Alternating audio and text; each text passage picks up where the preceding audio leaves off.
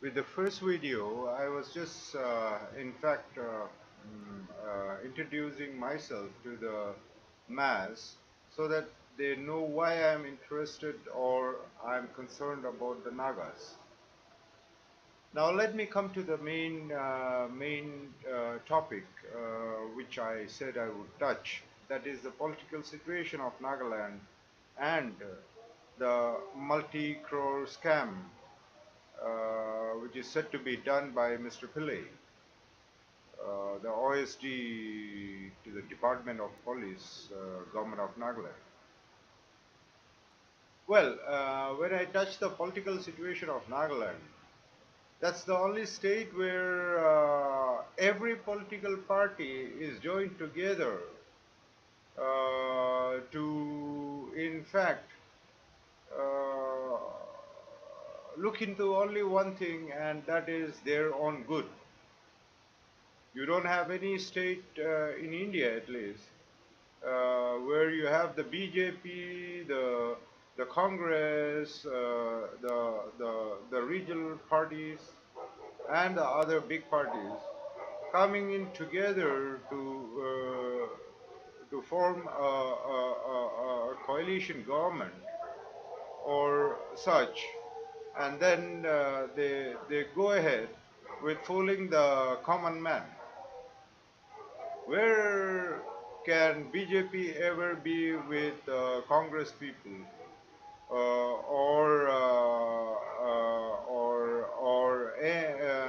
how can the NPF, which is mainly consisting of uh, the Christian denomination people, at all be with BJP, which has the backbone of RSS, be into an alliance and fool the people around. Now, let me tell you about this Mr. Pillai. Mr. Pillai, I totally condemn the way he has done the fraud or the multi-scam, which we all have been reading on the media, and especially me, because I am now based in Kerala, and the newses are pretty heavy, and this particular person's house is just around 15 kilometers from my house, and I know the business establishment called Srivalsam, and I've seen his house, which is a palatial house, a building, or I should call it a mansion and not a house. And I pretty well know that a government servant can never make such a big building or a big mansion like this. Uh, now, let us first of all look into the goodness, or not exactly the goodness, but that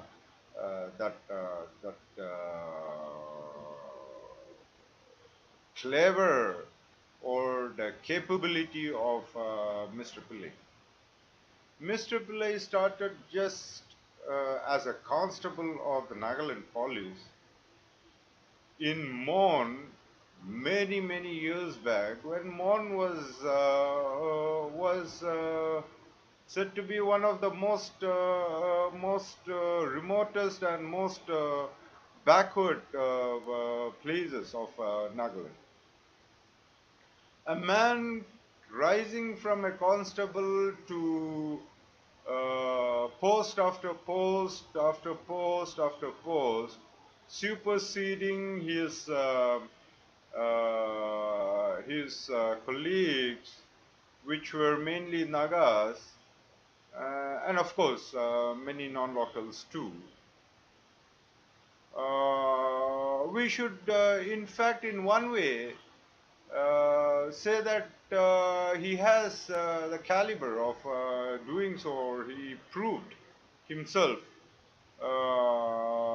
to be capable on the chair he was sitting on.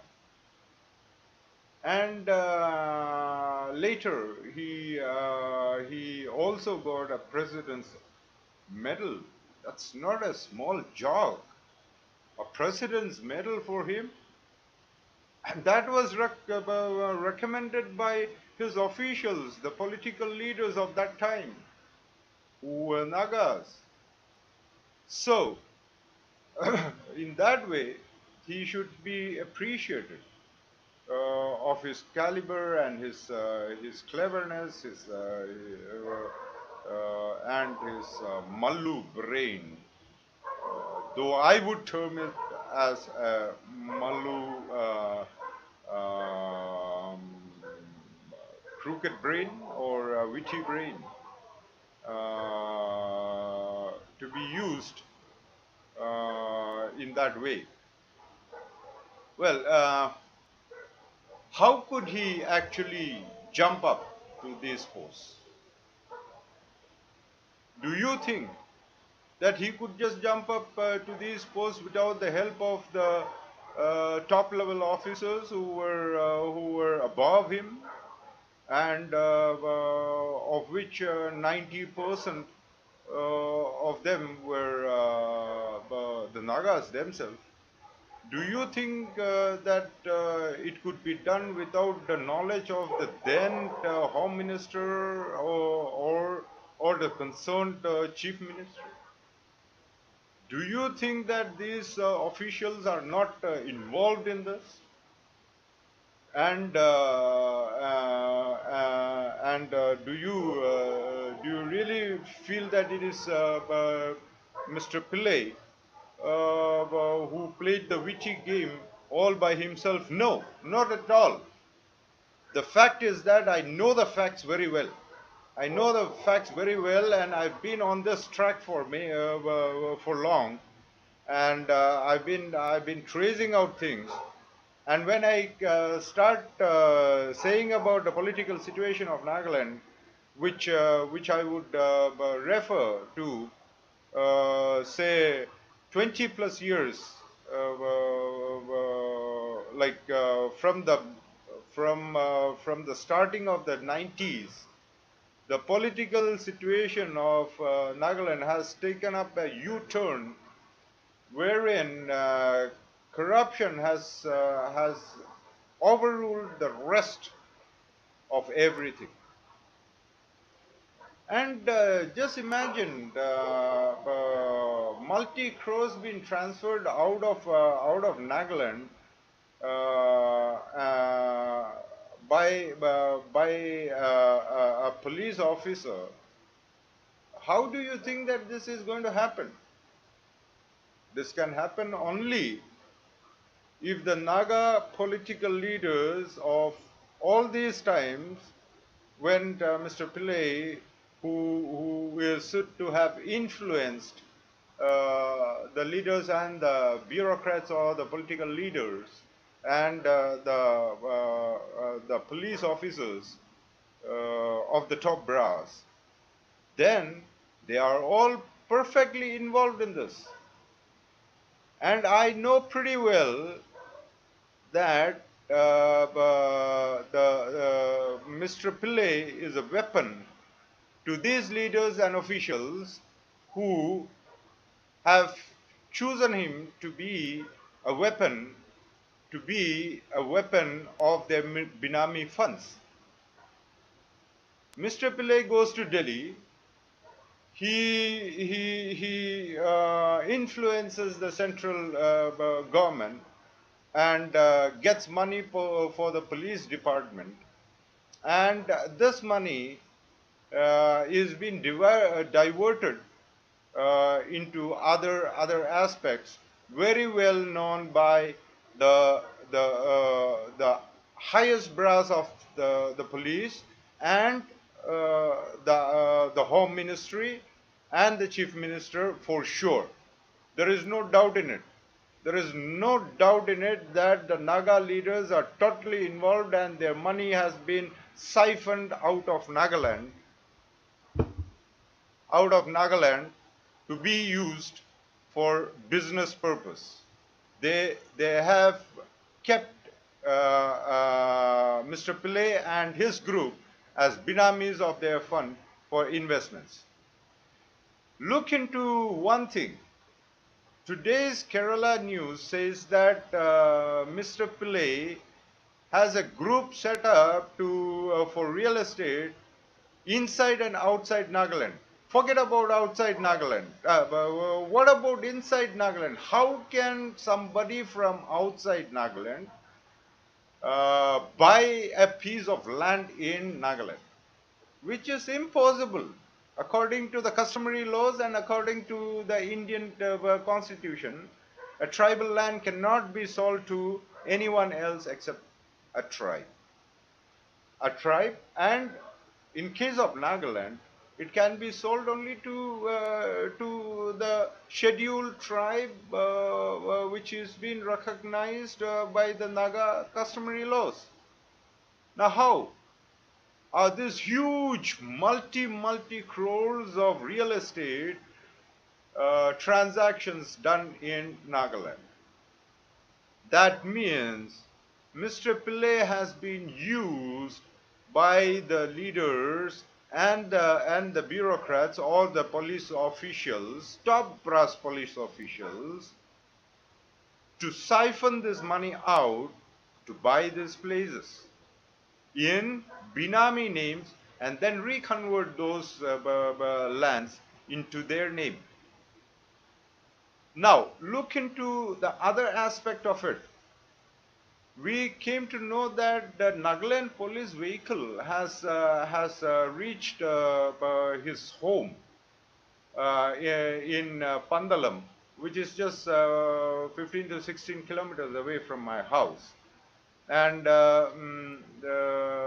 how can an official police vehicle from Nagaland reach Kerala without the DGP or the lower brass of the police not knowing about it? It has to be endorsed by them with clear-cut proof. It has to be perfectly documented that the truck or the vehicles are plying to Kerala or another state for so and so reason. It cannot ply just like that.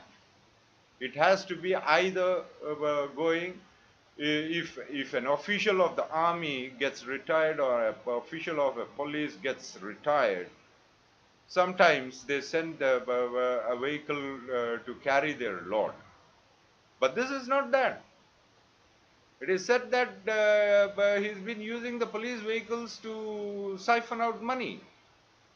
And if that is the reason, that is the case, then it is 100% sure that the Naga top brass officials of the police are well aware, and these are documented, because these documents has to be shown in all the states where the vehicle crosses.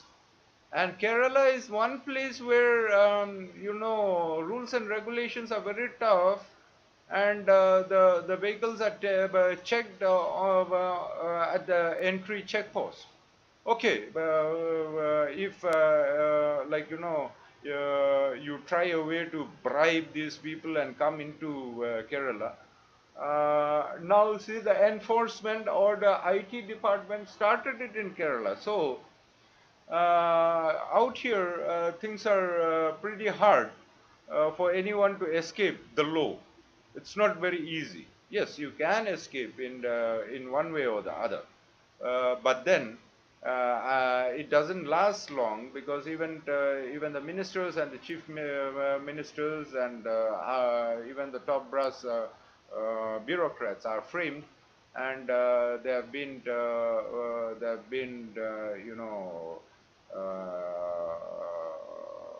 brought under the judiciary system of India.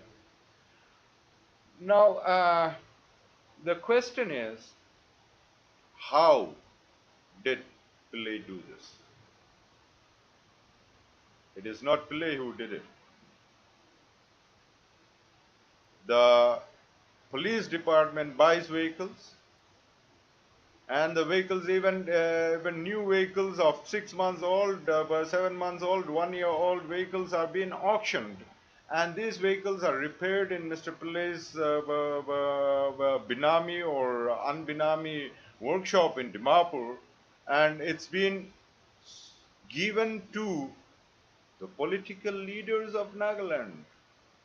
It is not sent outside Nagaland. It is being given to them, and they use it for their political use. The money that comes in, Mr. Pillai, is being used as a weapon. 80% of crores and crores of rupees are being more than 80 to 90% are being given to the top brass. If Mr. Pillai has taken 400 crores, 40,000 crores have been siphoned out as binami funds of the leaders of Nagaland and of the police officials, top brass police officials of Nagaland, and the other bureaucrats. Who said that Pillai can be done anything? The DGP of Nagaland says, let Pillai come back after his vacations, and then he will investigate and go into details of it. I will assure you that nothing can be done to Mr. Pillai, because he is not a fool. If he could rise from the post of just a constable to become an SP, or then he then gets retired, and he's appointed as the officer on special duty. It is the Naga leaders and others who want him to be there to work for them, to get money for them, and then to siphon that money out to other states, or to invest their money there. Look in Nagaland. You all say that crores and crores, and I do say, and everyone knows that crores and crores of rupees of corruption has been happening in Nagaland for years. Literally no development at all. The government schools have gone to dogs. The government hospitals have gone to, has nothing left. Sorry. When everything is free in Nagaland, every medicine that comes up is actually free. Where are the medicines going? Where are the police funds going? What you collect money from the poor constables to build this thing church, and you name it as Police Baptist Church, and then you again collect money from these poor constables, and then buy a bolero for that pastor, and he writes that the pastor of Police Baptist Church Chumukudima, Police Baptist Church 4th NAP, Police Baptist Church Nagaland Police 3rd NAP, and blah blah and blue blues. See, now that the enforcement department says that 400 crores of money has been siphoned, they have also said that he has used the Nagaland police vehicles to bring money to Kerala or other states. This can be done only by the well-known, authoritative, documented letters or orders by the officials on top, who are again asked by the concerned minister to do it. Mr. Pillai is a blue-eyed boy of Mr. Pathan, and he is being asked by the present chief minister to keep all the auction vehicles for him, for them to play the next elections. I get all informations. I can produce all the informations. I have names of the leaders and officials who are fully involved in this, but I have not been doing a lot of things, including the Department of RD and other things, because many of my close friends, or so to say, many of my brothers or my sisters or my so-called baby love, or so, my people out there, whom I consider to be my own, would be hurt because these are from their own family or directly related, directly and perfectly close related to many of these friends of mine, so close friends of mine. And because I actually regard them, respect them, I have been quiet for the last 2.5 years, though I had records of many of the frauds that were going on. Now you might ask me, how do I get all these records from? Simple, very simple. For me to get records are very simple. There are Mallus on top sitting in the post there. There are my friends, my brothers, my juniors who are sitting on the topmost brass of politics and bureaucracy of Nagaland. I get the records. There are incidences where the orders passed by the chief minister reaches me before anybody in Nagaland comes to know, because I have my person in the chief minister's office. I have my person, my brothers and sisters, working in almost all the departments, on almost all the big posts, sitting on it. And there are many who are against corruption, but they cannot say anything, and so they inform me, Jolly, this is it. And I ask them, is this the reality? I have the names of the leaders, and I have even the names of people, the leaders and officials who own flats, real estates in Bombay, Bangalore, Chennai, and even in Kerala, who own resorts in Kerala. Businesses like Sri Walsam. I have the records with me.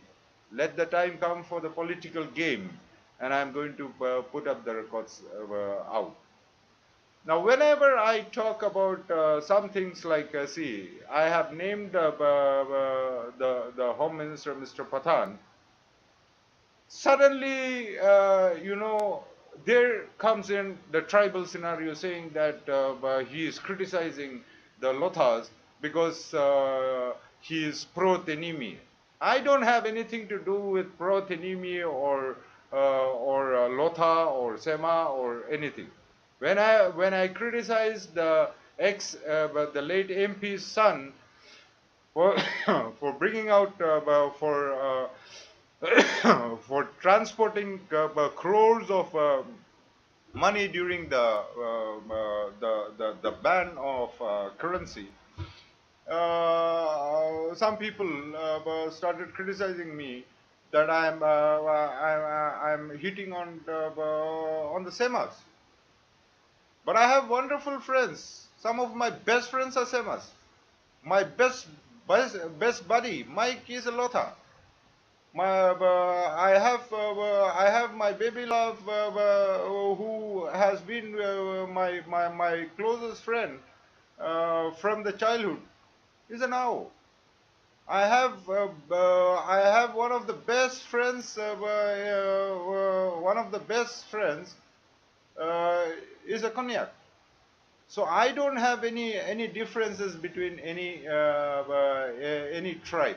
I name the person who is actually involved in it. I name that particular person who has done the fraud. I have named the NSF leaders who did the fraud, and suddenly the NSF called me to their office. But then, of course, I said I would drag them to the judiciary of India, and drag them to Hyderabad and UP for the fraud they have done. I very well mentioned that it is not the present NSF leaders, but the leaders of that time who did it. So, whenever I say something, and in my first video I've made it very clear why I have a soft corner for Nagaland. Whether Nagaland goes upside down or Nagaland perishes, it does not actually literally affect me at all. It does not. But then, I as a person who was born and brought up there till a good age of above 18 continuously, and later on kept visiting my parents and all my friends, because I never had any non-local friends, and I never had anyone close in Kerala except my family, my family. So all my friends, my people are in Nagaland. So from those days I've been from those days till date. My parents tell me, my children call me a Naga. Eh, Papa to Naga itu malu kinu mati ko pare. Okay, fine. I actually am proud when they call me a Naga. But see, I am not there to play politics. I am, end of the day, I am not a Naga. So I cannot be a Naga leader. I cannot be an MP, MLA, or your chief minister or anything. And I don't intend to become that. I would like to see that place getting better somehow, and come back to the break-even point of being a paradise, which it was till the mid 80s, and then start developing. Look at the roads. You don't have roads now. One of the best highways of the Northeast was the Dimapur-Mao highway, which literally is just a way, not a road at all. You have the roads to all the district headquarters when I was there were good roads, though it was narrow. Look at the government schools. The private schools were competing with the government schools. Now look at them. The private schools are mushrooming. The educational scenario are going down. The Nagaland quota is being sold off to non-local Nagas who claim to be in Nagaland, Bangladeshi Bengali, or someone of that sort, and you just keep saying that itu hoishe itu kurishe. What is the use of it? What is the use of it? You say that you want a change and you are not ready for a change. You come up with all these things. I am telling you, even this place issue, as soon as things come up, it will be just cooled off, and nothing is going to happen. The popular bakeries in Nagaland, you boycott the popular bakeries in Nagaland, nothing is going to happen to Mr. Pillai and the group of people who's running it, because that is not his money. It is the money of the politicians of Nagaland and the bureaucrats of Nagaland, which has been siphoned into that business there.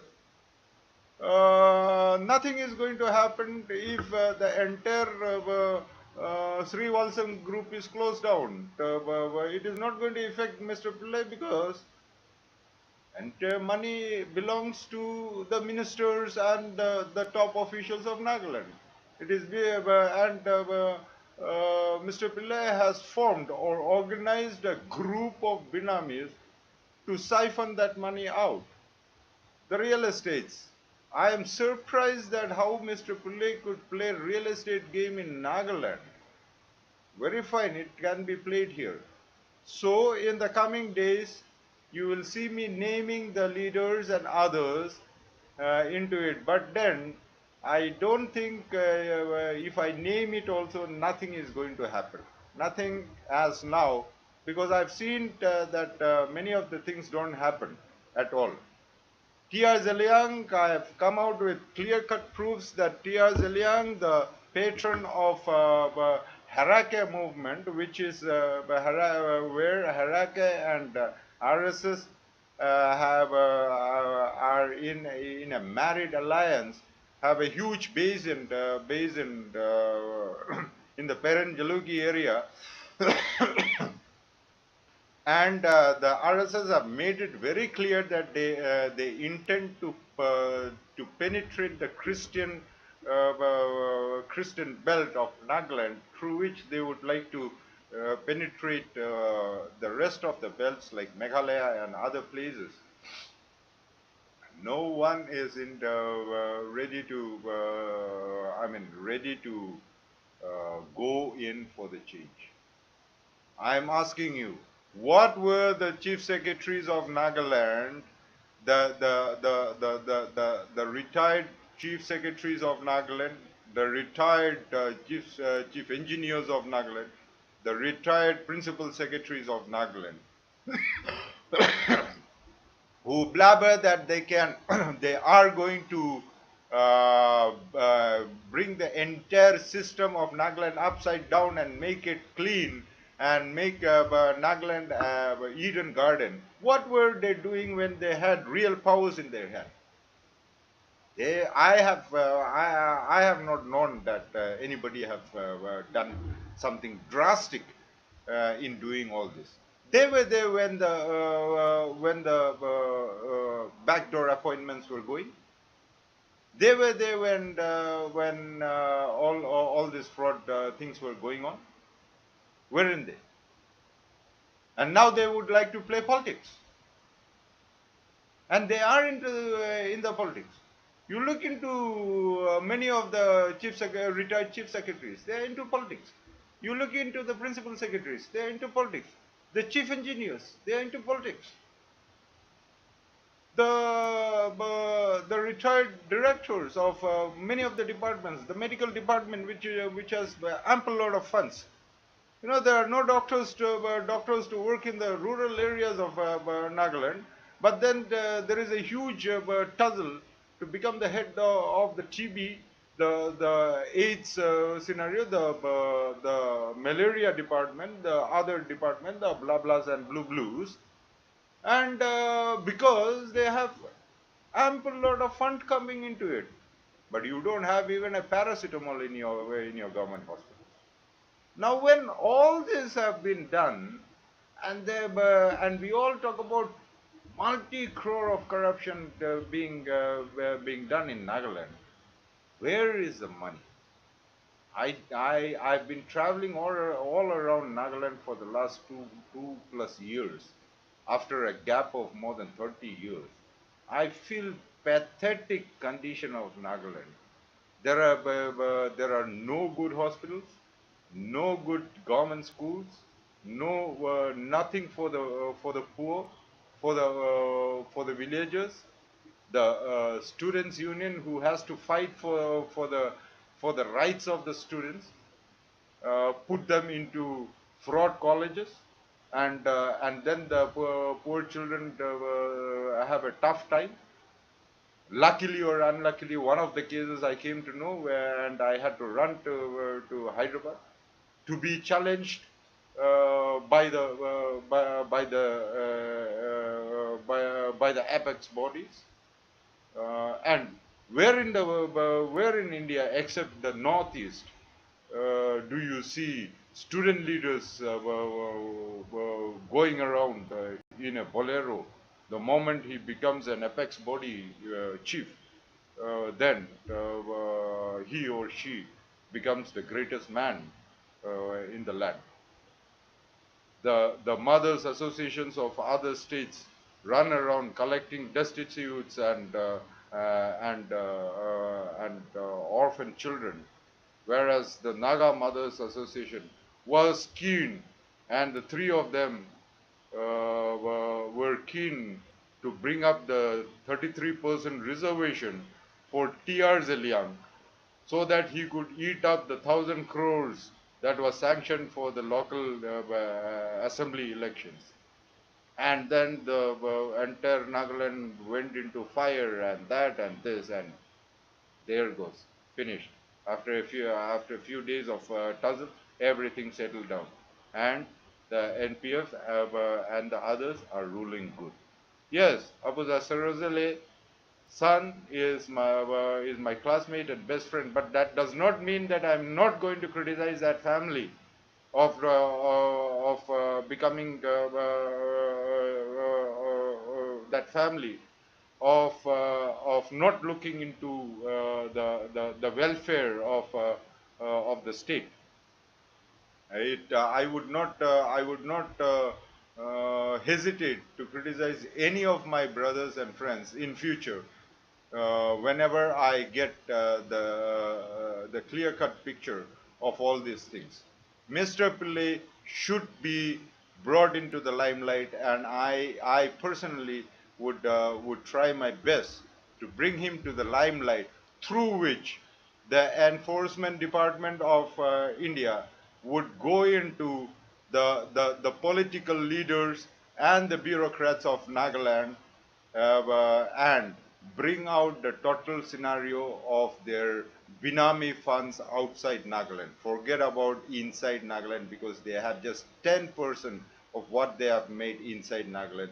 The rest have been siphoned out to cities like Bombay, Bangalore, Chennai, Calcutta, very less in Calcutta because and Delhi. So let us wait for the things, and I'll be with you with more and more proofs and political aspects of Nagaland in the coming days. Thank you and good night. Have a wonderful night.